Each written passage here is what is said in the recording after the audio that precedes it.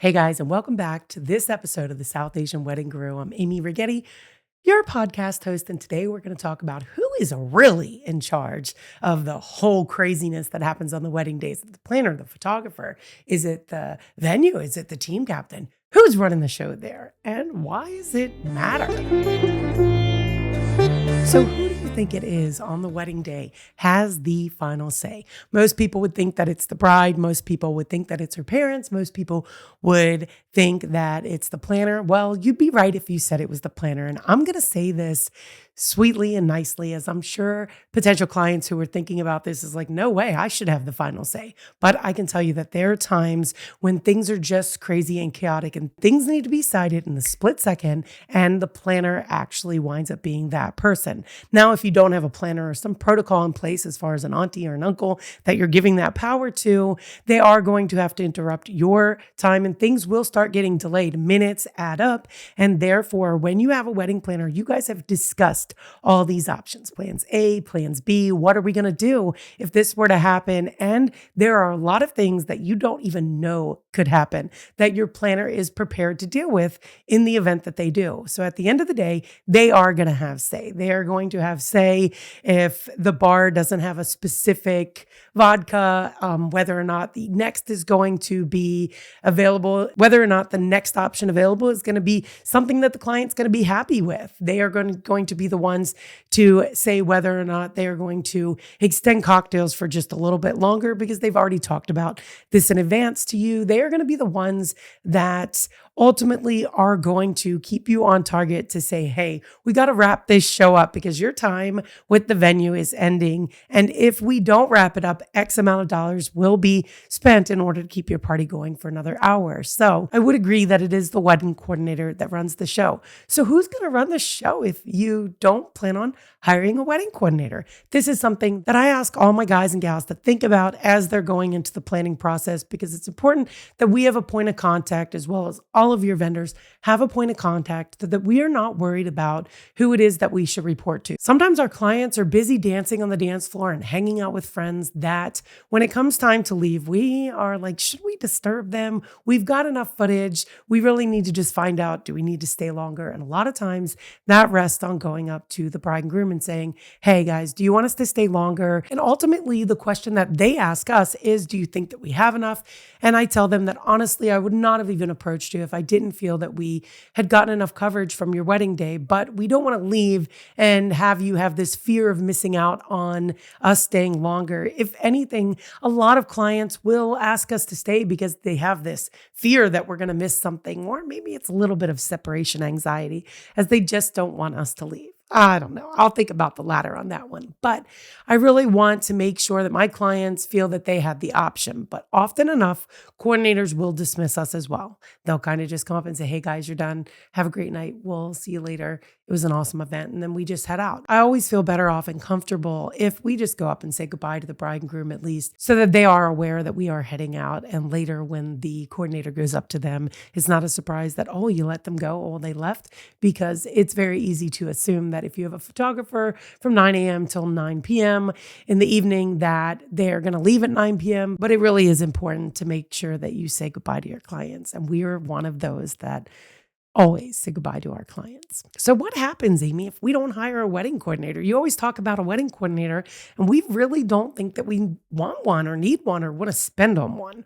Well, one of two things can happen. If you have a good vendor team, the second person in charge of your wedding day is really going to be between your venue coordinator and, I'm going to go to say it, your photographer, because they're going to constantly be in touch and talking to each other about what is happening next. Are they moving with this? Because we depend heavily on that. And a lot of times, even with your DJ, they have to coordinate. And so we're all doing double team work in order to make sure that we are meshing with. A lot of times the DJ also is a point of contact for us, but that DJ also is going to report back to whoever is there at the venue, working the venue, running the venue. We're often going to ask, but it's not the venue who is going to push to start the dances or push to open the buffet or push to do any of that stuff. That is all on independent vendors. So if you do not have a coordinator present during your wedding day, that is going to fall on somebody, and all of us have to just be in that domino domino effect of making sure that we're working together to have these things come off quickly and on time so that later on you are not feeling like you're running an hour behind because this wasn't done or somebody wasn't where they were supposed to be. So there's where your vendors must stack up. We as well feel that when it comes to vendors, some of these situations can be an absolute disaster. For example, I had a wedding that we did, and I spoke with the bride and groom prior to this because I always like to know who the vendors are and who they've hired. And I am very respectful of the fact if a client has already hired vendors and I know what the result of that is going to be, I'm not going to come out and tell them, hey, you should probably consider a different vendor. No, I'm going to work with what I have,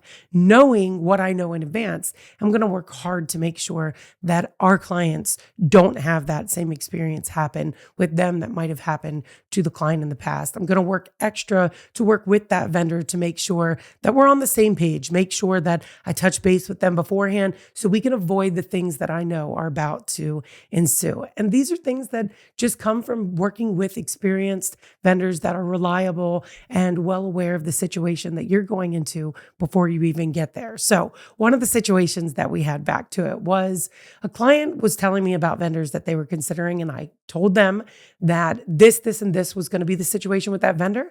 I'm not telling you if you can book them or not. I'm just letting you know before you book them, these are just little things that you're going to have to take extra care on, or maybe look out for, or maybe discuss with them before signing a contract so that you can maybe alleviate some of those woes before they happen.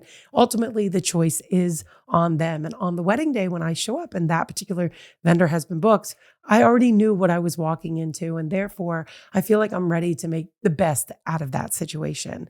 This particular one, decor was a mess. I was just looking around and I knew that my bride was so type A, but the disconnect was the mom was hiring vendors and she wasn't really in control of which vendors were being hired because she wasn't even here locally and she was working a lot of hours. So things were just dropped into the mom's lap, and mom was just booking based on cost. And, she had seen these at other events. What she failed to realize is a lot of the events that she's seeing these particular vendors at are events that aren't as, I wouldn't say important, but just aren't as premier as your wedding day, right? If it's a half saree or it's somebody's birthday party, those vendors that usually get sucked into those events usually are just delivering at a little bit of a lower level because people don't want to pay that much for those particular events.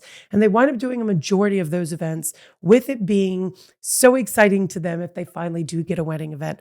But unfortunately, the people that are showing up aren't really dressed to par, don't understand they can't stop things, don't understand that they can't have wrinkles in their linens, don't understand that the wedding day itself is not about them. It is about you guys and you being able to photograph, videograph, and present in a way that is less obtrusive as possible. You can't be having cake people dropping stuff in the middle of your event. That needs to be done beforehand. You can't have DJs doing final setup in the middle of your event. You cannot be having people fixing things that got missed on the backdrop or the stage or the mandap during your event because they're standing there like, oh, that looks really bad. Once that's all done, time has passed. You have to go with the flow. So it's very important that you just think about this stuff.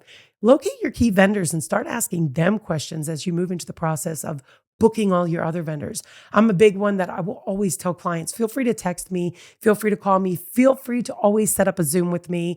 If you're having this gut feeling or you've heard things, have a conversation with me. I will be honest and transparent with you, and I will give you the best advice I can give you in order for you to make the best decision that you can. There was this situation where we were working with a videographer that mom had brought on, and it was actually really funny because Srinu was photographing some of the pre-functions that required only one shooter, and he would come back and he would tell me some of the stuff that I couldn't even believe. Like this videographer was wearing like elbow protectors, knee protectors. He's wearing like a little beanie hat because he's cold. And then he's stopping the pundit in between like everything that happened for this pre-function. And so the pundit for further events that had taken place, he came up to Srinu and he said, please make sure that they don't stop things in between. Like it really slows things down. And Srinu said he's well aware, but that he didn't have any control over that, but he would make sure that he discussed this. And lo and behold, I show up at the next event where Srinu and I are photographing them together. I was very well aware of what had taken place. And I had this conversation with my couple, and they also expressed concerns about this. So I spoke with this particular videographer and I said, hey, look, when we're doing this, like, we just want to make sure that we're on the same page. We don't want to stop them, because one of the big things that I see with videographers who are a little bit traditional in their way instead of more with the times is after we do every family picture, they will want us to take that picture, stop so that they can get a pass over and then go to the next picture. And that is a huge time suck. So I often tell clients, tell your videographer they don't have to worry about family formals. These are typically stills anyway that photographers are covering.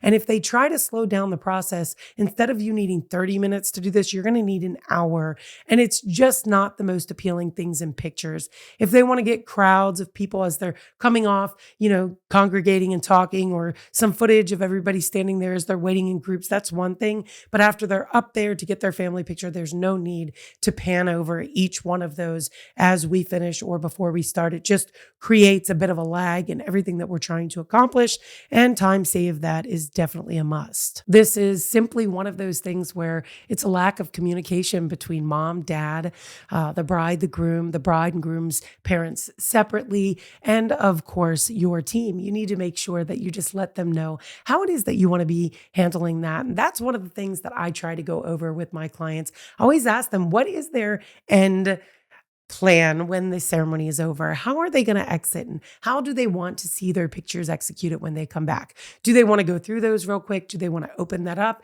And anything that it is that they want to do, I'm prepared and ready to handle that so that afterwards they can say, man, that happened seamless. Whether we're photographing everybody that came to their wedding or we are photographing just a select list, we are going to make sure that our bride and groom do not feel like this is never ending. This is not the part we want them to remember about their wedding day. But I will tell you that it is one of the parts that I excel the most in, as I'm pretty good with crowd control. I got 5 kids of my own. I come from a big Indian family. And so just understanding the nature of the beast is one of the things that will definitely keep you on top of your game. And I can say, since I've been doing this for quite some time, I'm pretty on top of my game when it comes to doing family formals and making sure that not only do I get along with everybody has a good time, but we move through them pretty swiftly. So there you guys have it. Brides, planners, photographers, and your team captain over there on the side of catering. Who is it that you think should run the show? I'd be curious to know, maybe before this video, who you thought would have been the one to run the show, and if I was right, or if you thought that you would have expected it to be somebody else. I'm curious what those comments might be below. Or in your situation, if you've already gotten married or you're a vendor, who do you feel really runs the show? Again, these are always all my opinions. All of the experiences that I've had in the past have led me to the information in which I can expel to you guys today and always. So share them in the comments below. And while you're at it, hit that subscribe. I'm going to ask you guys to please like, share, follow me everywhere. As I've said in the past, rigettis.com is where you can find all of our work back since 2005. You can actually see that evolution of the Rigettis. But if you're looking at real-time stuff, feel free to go to Instagram at the Rigettis and check us out. Find some inspiration that you love. Be able to go over there, not only be inspired, but give me a little bit of likes, comments, and let me know all the photos that you love. So until the next episode, guys, I'm going to head out, but I'll be seeing you on the next episode.